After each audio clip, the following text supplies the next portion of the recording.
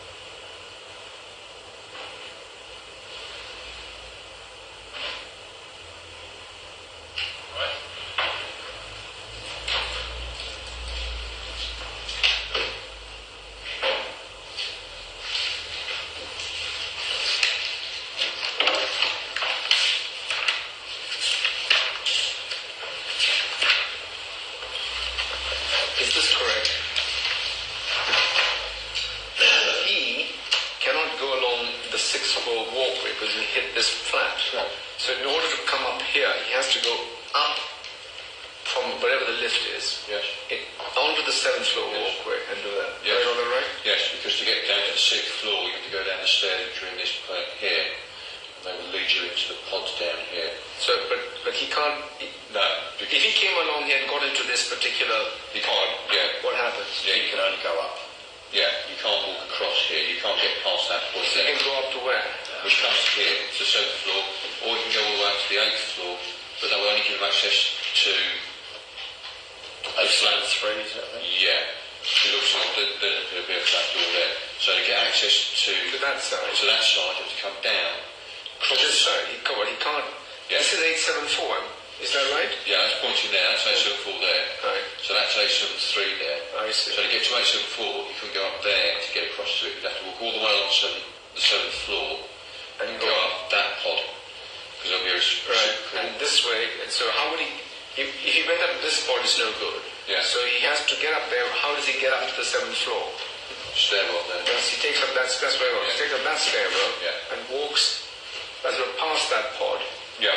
Right? There is no, on this, from that 6th floor area there, where 671 is, yeah, there is no other way up other than where that stairwell is in the centre of the page. That's Well, chopped this off. one. If you look at that, sir, that's chopped off there.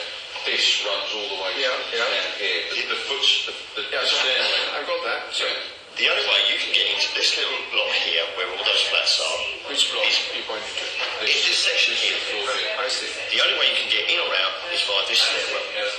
That's the stairwell. Yes. Right. From the 7th floor to the 6th floor. Right. So in order for him to come up here, where does he go? Right, if he came out of his home address at 671, he walks along here, up the stairwell, he goes along the 7th floor walkway, into this stairwell, and then up again into 874, and then into the back door is there. It is this, it is this, Yes. it is this, and it is that. Yes. Right? Right.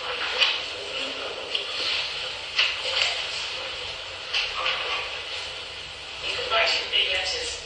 It just is instant.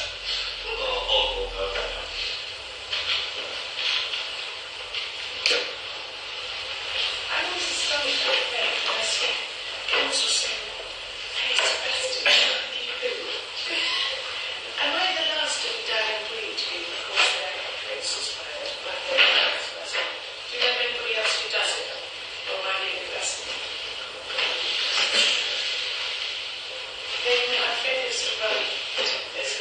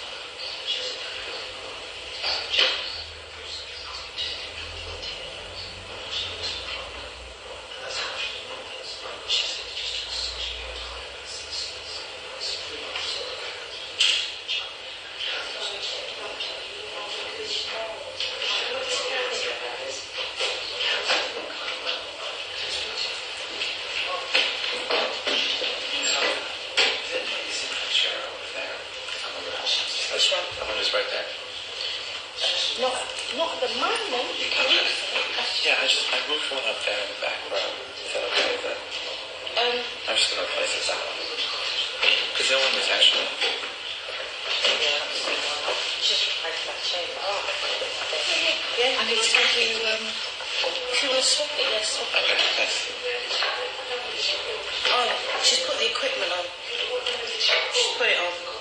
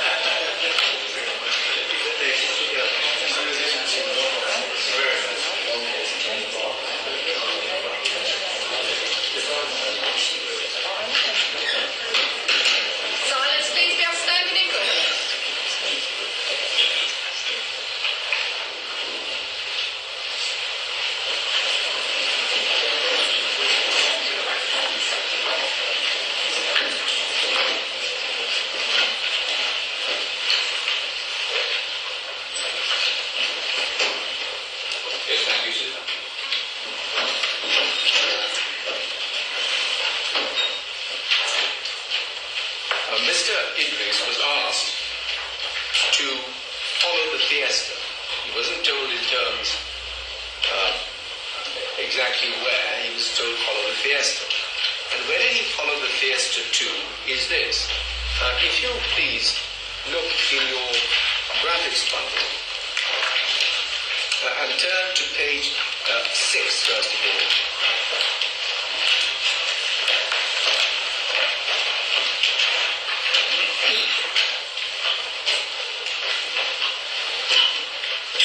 There's Milford Town, the big block down here. You remember Holbeach Road that you saw on the map on an earlier page, running up along here? So that's one of the roads that borders one particular entrance stroke exit of Milford Towers, and that's the one we're going to be concentrating on. And then you see Brookdale Road going up that way. There's lots of no entries and no turns, etc. around here. It shouldn't affect us too much. And then you'll see, here's Rushy Green, this main road, and Ladywell Park, as it were, is to your left, so just in terms of a bearing. And then you'll see Brookdale Road has a little, it sort of goes up this way, and Wildfell Road comes off it. Now again, I appreciate lots of roads, looking at a map for the first time, takes time to digest. And all these photographs here, what they are, is they're numbered, and then they've been placed onto the map, and the arrow is where the photographers pointed the camera at. Because if you've never been to a place, sometimes it's very difficult to orientate yourself, you just see a picture. So that will simply tell you, looking at number 1, that photograph up here, and you have much bigger ones in your jury bundle, so don't worry about that. You see in photograph number 1, he's looking off in this sort of direction down Holbeach Road. And you can just about get in that shot what's called the Holbeach East Exit Entrance. The Holbeach East Exit Entrance is one of the exits and entrances for Milford Towers itself. It's a strange complex. It's got underground car park, and then it sort of starts off as though almost midway in a patio square, and then it starts off in that way. So, turn to page 7, please. That's one view of the part that we're going to be concentrating on for certain purposes, and we'll be concentrating on another part of the towers for the shooting. So there's that Holbeach East entrance marked for you. There's the door with little blue writing. And this road here is Brookdale Road. So that Brookdale Road would be like so. And it forms that T-junction with Holbeach East. Now, what does this Milford Towers actually look like? You will see at page 8 what I mean by being a somewhat complicated structure.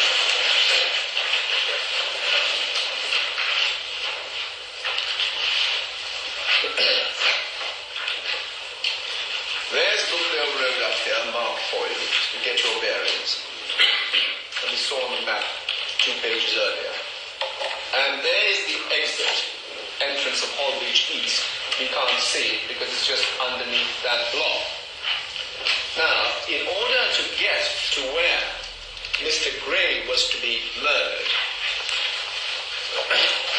if you enter from there, you have to walk along any one of the walkways going down this way. So you're really going from one entrance right to the other.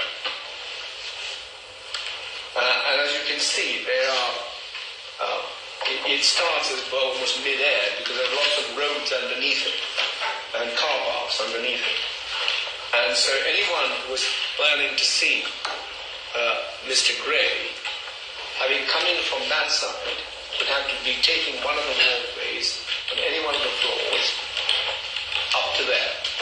So there's your bearings. Brookdale goes almost straight up. Wildfell turns in this direction. And the reason I'm spending time on all this is these roads become very important when you consider what happened after the shooting and where the killers went. So that's your view. Now, where did Mr. Idris take them to? Because he was simply told, follow the Fiesta, and the Fiesta stopped. The Fiesta stopped. If if I look at our page 8, you see Brookdale Road going off like so. And then there's a block of buildings in the middle and Wildfell Road goes on that way. If you just imagine, almost towards the top of the page there, so he's still on Brookdale Road, facing down towards Holland. Now just keep that page open and open your jewelry bundle to page 59. So tab 5, page 59.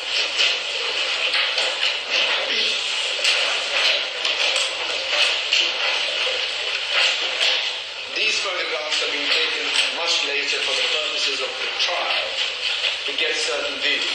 So tab 5, page 59.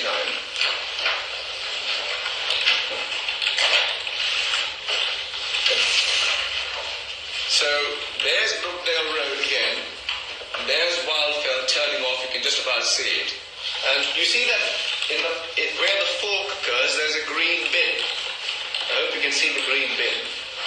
And then you go beyond the green bin, there's a car on that side of the road, almost sliced off in half by the lamppost, a silvery car. And then there's another car behind it. I hope you all know what I'm referring to, which is this side of the page. These two cars just here. So he parked, in effect, where those sort of cars are. And remember, these photographs taken much later. So he's parked quite away. The Fiesta, perhaps interestingly, stops well away from the actual entrance to Milford Towers. But Mr. Idris will tell you what he saw. And he'll tell you that the first person out was the man calling himself David, the one he describes as brown skin. And he sees him get out and walk down Brookdale up to Holbeach East. So in other words, he's now at the mouth of an entrance to Milford Town. So he's walked out. I'll hold it up so you don't have to keep doing it. He's walked out and done that. Come down Brookdale, right up to the mouth of Milford Towers.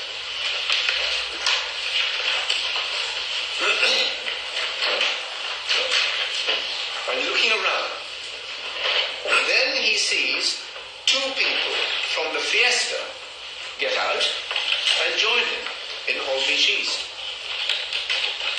And then the remaining passenger in Mr. Idris's car that he picked up in Sydenham Hill then gets out, and then they're all together at Holbeach East over here, and they're all looking around. Now, Mr. Idris was a little unsettled by all of this, and he decided, he was asked as to wait, he wasn't going to wait.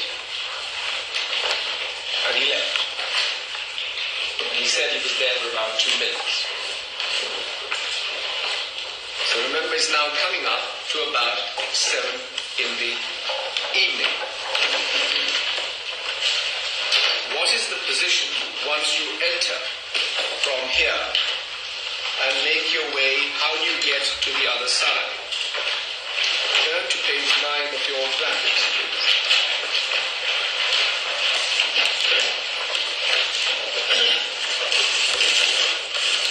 This gives you some kind of idea of the layout.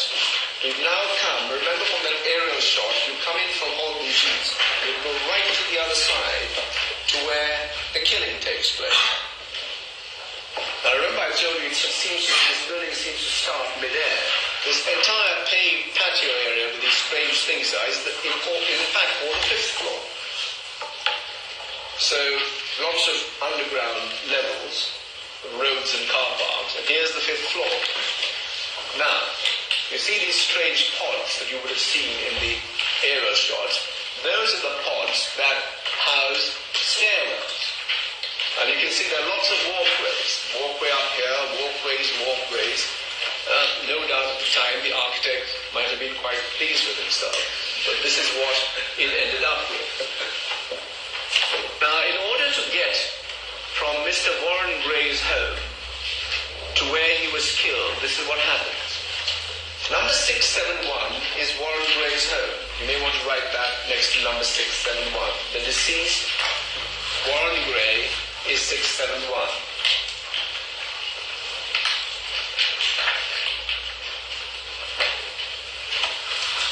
He is murdered up here, 874.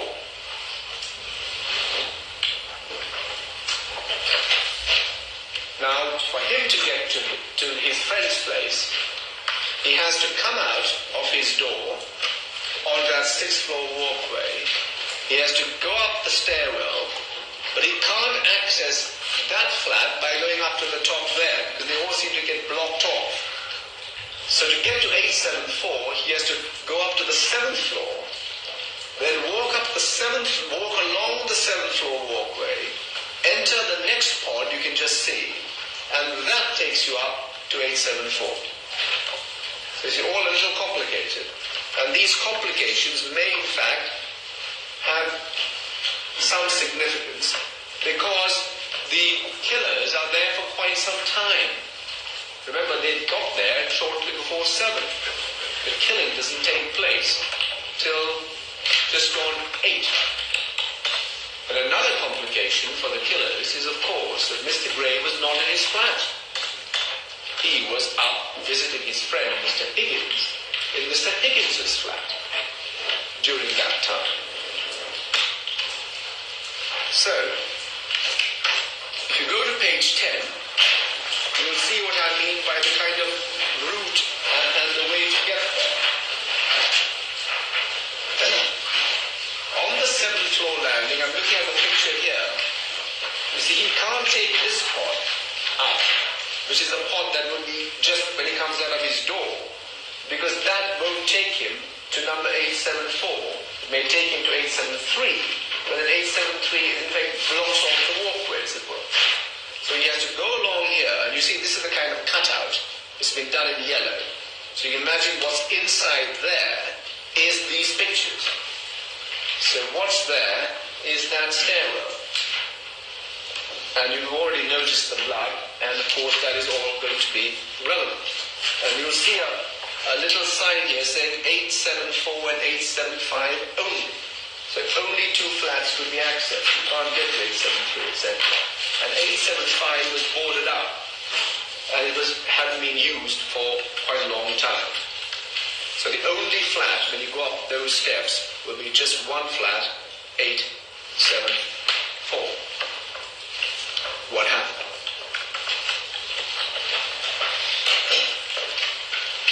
At about 7:30 that evening, one of the residents of Milford Towers, a Mr. Briscoe, had come home. He was on one of the upper levels,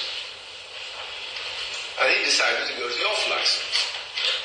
And he then took a lift down to that Holbeach Road entrance exit, and he saw what he describes as 2 black youths by the lift, and then another 2 black youths coming in, and all 4 talking together. Now, seeing any youths of whatever colour in a big sprawling block is ordinarily going to be quite meaningless in terms of helping you as a jury. But he noticed, and this I suspect may be irrelevant, he noticed a black car outside, by his description as a Cavalier. And he just noticed it. It's got nothing to do with this case, we suggest. And he returns from the off license, gets back in the lift, and goes up to the 7th floor. And on the 7th floor, he sees the same 4 youths on the stairwell next to the lift. And that stairwell then leads to the 8th floor. I mean, we need to wait and see when we ask him questions whether it's leading to the 8th floor, namely 874, 875, or one of the other ones. He goes to his flat, and at about 8 o'clock, he decides to go and see a friend. So he walks up the stairs to the 7th floor because he lives on the 6th. And there again, he sees 2 of those 4 youths. They're still there. Mr. Bristow's friend is not in, so he comes back down. And those two are still there. Moments after he gets back to his own flat, he hears what he describes as the door being kicked in, a lot of shouting, and then a gunshot. In fact, there were 2 gunshots. And here's another example. It's not live or anything, there's no reason for it to be, but in that trauma, it's always difficult to miss 2 gunshots from a sawn-off shotgun, but he only remembers 1. That's the way it is, things happen. But you know, and for a number of reasons, you know there are 2. And then he hears the words, "Hurry up, blood," as in street jargon for brother or bro. "Hurry up, blood, let's go." What had just happened? A little earlier, Mr. Gray, Warren Gray, had left his own flat and gone to visit a mate called Michael Higgins. And you'll be hearing from him. Michael Higgins is the one who occupies the flat 874. There is a kind of flatmate type person he shares it with by the name of Francis, Mark Francis. And at the time his daughter was visiting. That's Michael Higgins' daughter, who was in her late teens. Gray had been there with all of them, and then there came a time when he said, "I just need to pop down. I'm just going." And he may have mentioned the name of another friend called Billy Preston, who you'll also hear from. And he disappeared, went down, and he disappeared for 20 minutes. Now, say the Crown, that's a crucial 20 minutes, because his killers couldn't find him. And when he went down, they would have spotted him. Because of all the places there, where do they look if it's not in his flat?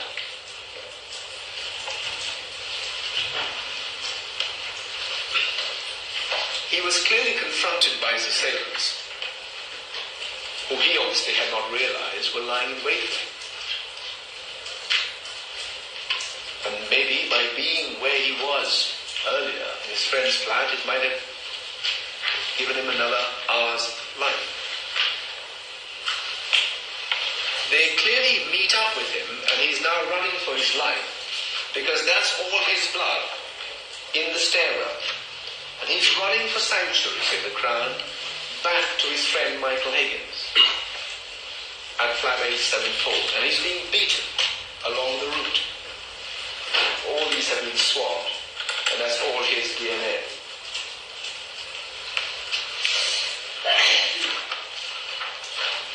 Now, can you turn, please, in your jury bundle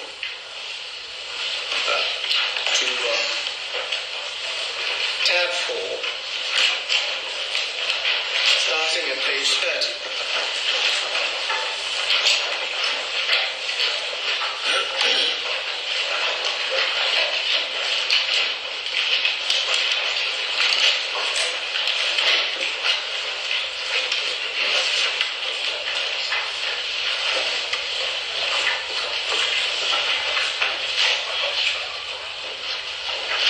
Those are the steps that he would have come down along and made his final journey to his friend's house, having left for 20 minutes. There's a sign, 874 to 875 only, up the steps, winding round.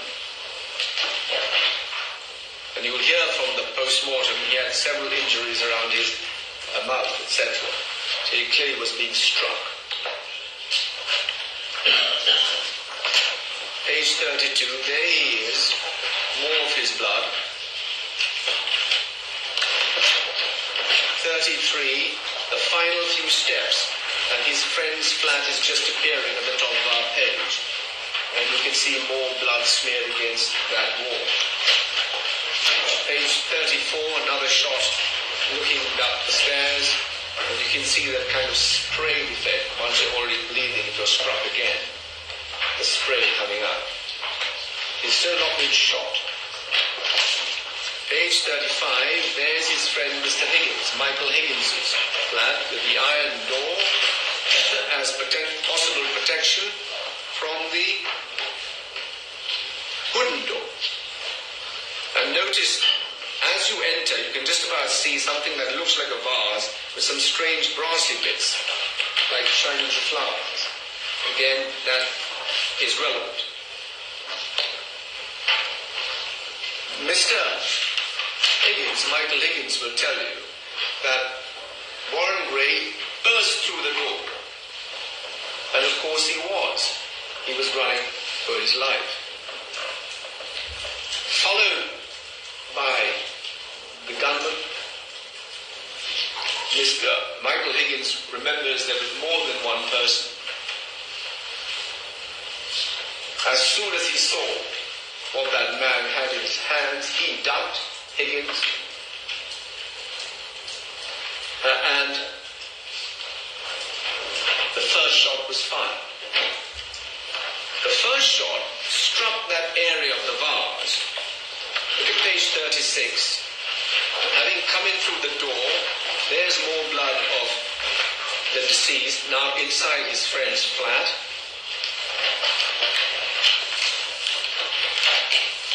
Photograph 37. There's a close-up of that vase with all those brass bits. That's the first shot.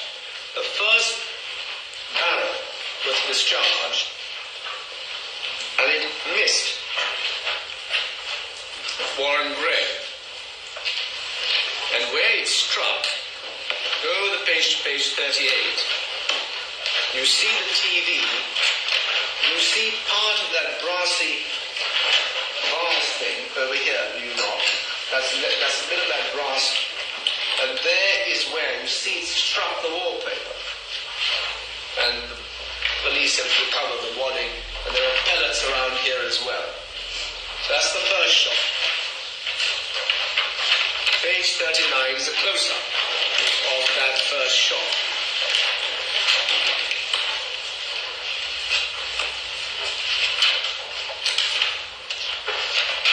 And 40. Sadly, the second shot struck home. And it felled Warren Gray. And page 41, there's the room. Once, obviously, it's distressing to see his body in situ, just been blanked out with some white paper. But that's where he fell and died. And these photographs have been taken a bit later, and you can see some ambulance kit on the sofa, etc. once they came, and they had to move things around. Now just pausing there, page 42 is another angle of him having been killed.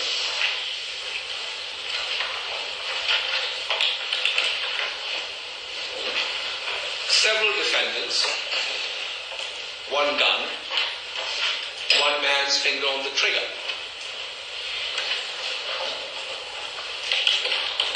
As a matter of law, and you may think very good common sense, as in many cases, there's normally only one weapon, sometimes only one knife, but many people who are participating in a killing. This is what the law calls joint enterprise, and what in simple language is called in it together. Each of the people who are participating in this act are as guilty of killing as the man who pulls the trigger. Say the Crown, this was an enterprise to hunt down and kill. If the people who didn't, everyone other than the gunman, what the law requires is that they were aware at least of the risk that the gunman would shoot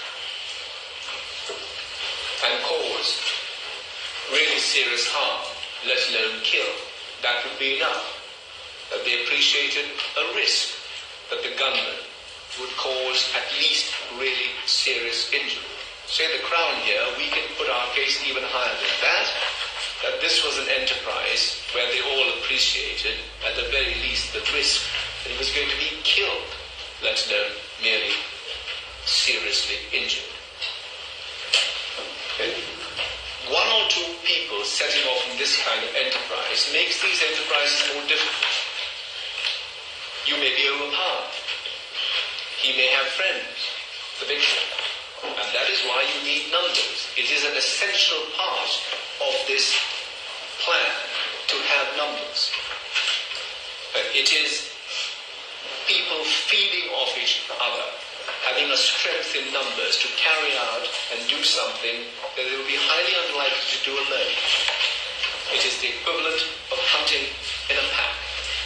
And that, say the Crown, is what befell Warren Gray. What about any other names?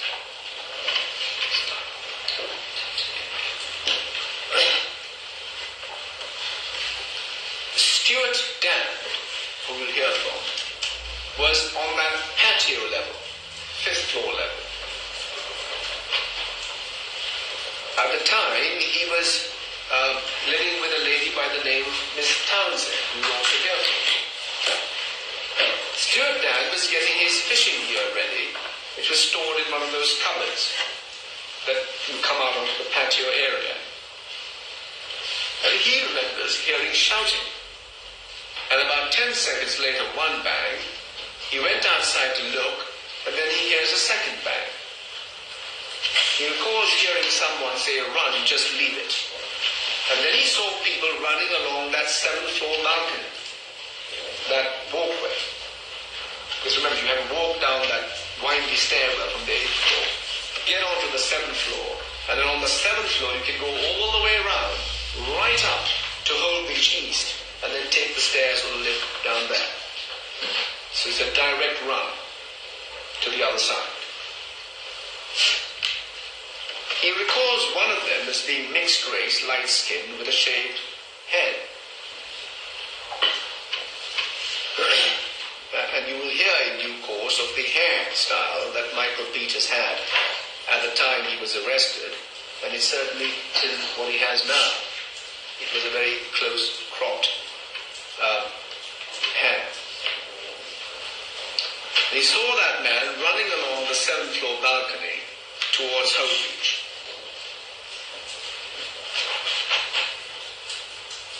He believes that this man he's describing, he may have seen him before in the block with Warren Gray, because Stuart Dan knows who Warren Gray is. So we'll have to see whether that is right or not. And so Mr. Dan ran into his own flat to tell his girlfriend, Jean Townsend, to call the police. And she calls at age 12. So we have a fix. We have a time fix now. He then comes back, and then he sees what he described as a black male, now on the 5th floor stairwell, coming down. So there seems to be a kind of starburst. And that person was wearing a grey hooded top. He said, I didn't get a good look at his face. Right behind him was another male with a dark hooded top. He had some sort of bag over his shoulder, like a sports bag with some writing on it. Remember the JD sports bag that even the minicab driver, Mr. Idris, remembered that the backseat passenger had. And this man, says Mr. Dan, was also running down the stairs. Now Mr. Dan decided that he'd make his way up to the 8th floor. So he goes up the stairs. He sees the blood-spattered stairwell. And by now, of course, time has passed. And then there's one curious feature about this case that you will have to resolve. He says that when he went up, he heard a voice from 874 saying, this is what was coming, you knew you were going to get it. Now the Crown say this, you may think this be treated with some caution, because Warren Gray is dead or dying by now. And the only persons there are Michael Higgins, his daughter, and the flatmate. Now, has he misheard? Has Has he perhaps heard it when people were running down the road or not? I anticipate in this case the defense, certainly the defense of Peters may wish to rely upon it to suggest, well, there's something else going on here with maybe the people in the house involved. And say the Crown, that is simply not right. But that's what he says he hears. So, you'll have to ask yourself in a sense, how could he hear it? Because even if it was said by somebody inside the flat, by this stage, Warren Gray was struck by a shotgun cartridge right through his heart. So, seeing people running, going into your flat, telling your girlfriend to ring up 999, and from the 5th floor, going up all the way to the 8th floor and then hearing it, is, you may think, to put it mildly, rather odd. But there it is, you will have to decide what you make of it. Now when he goes up, he says, well, I didn't really want to go into that flat, and so I looked over the balcony into Holbeach Road. And you know from your graphics that page 7, that's what you would see. You would see from up there, you would see this view. So remember, imagine him looking up from the 7th floor, very edge of the 7th floor walkway. He'll be looking down onto Holbeach, Brookdale, and you remember Brookdale going up, Wildfell, turning round. So that would be his view from the top. And he says that I saw a 4th person I hadn't seen earlier. Another black male running into Brookdale Road, but hiding off towards the left. So remember I told you Brookdale Road has Ladywell Park on the left of it. So Ladywell Park is in that direction. So he sees a 4th man running along Brookdale, going that way.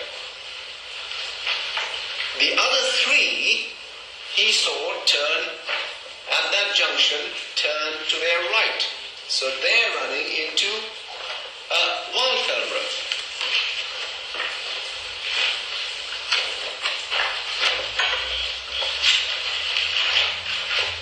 His girlfriend at the time, Miss Townsend, having had her attention drawn to what happened, she looks over the balcony from the 5th floor level. And she sees 3 black males heading into Wildfell Road. She recalls 2 were running, 1 was walking behind.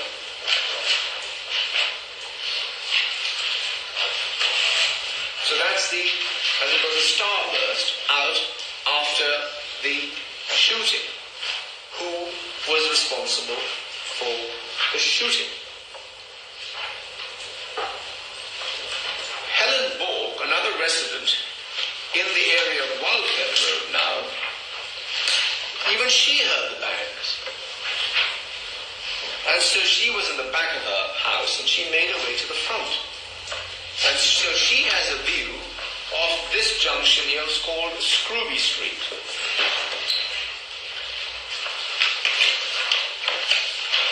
And she sees, interestingly, a blue Fiesta approaching. So that we say this is the drop-off stroke getaway car. A blue Fiesta approaching from this direction, from the Russian Green side. In other words, is coming that way. And it stops at the junction with Scrooby Street, almost obstructing the road. Then she stops looking and she looks again. By this time the Fiesta had turned and now is facing up Scrooby Street towards Bradgate. A driver emerged, black, with grey tracksuit top, and she recalled him shouting in the direction of Wildfell Road, "Come on!" And she would hear the sounds of footsteps running.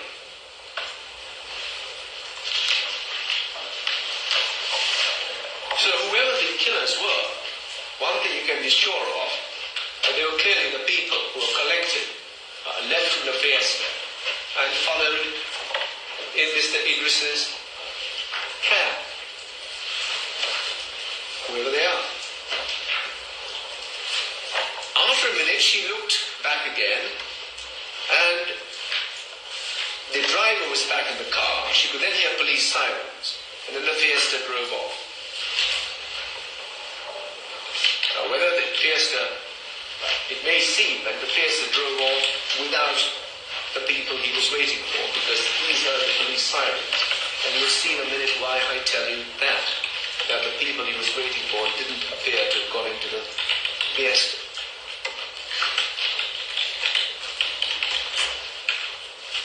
Mr. Stewart, another Stewart, Ian Stewart, also lived now in Bradgate Road. So we're having residents from Milford Towers looking down. We've had one resident in Walford Road, and now we've moved up to Bradgate Road. He too heard sirens. 2 or 3 minutes later, he heard voices, one shouting to another.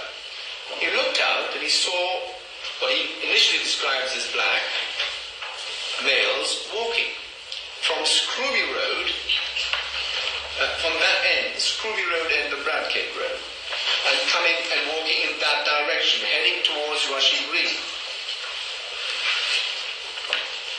Now you'll appreciate by this stage, people are running, they're bound to attract attention. So, part of the killers, now there's been a spread here. 2 of them are walking. And this is what I referred to earlier. One of them he refers to as light-skinned and slim, and the black tracksuit top. And the one was slightly darker to that one. And he described the stocky with a grey top. Now you'll have to decide. Sometimes people, when they recollect, they can fuse features of people and put them into one. Sometimes they don't. And he heard them continue to talk loudly. And he watched them approach.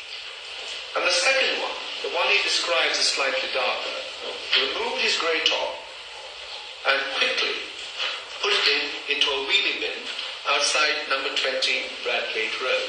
So on our page 6, you'll appreciate why there are certain addresses that have been highlighted.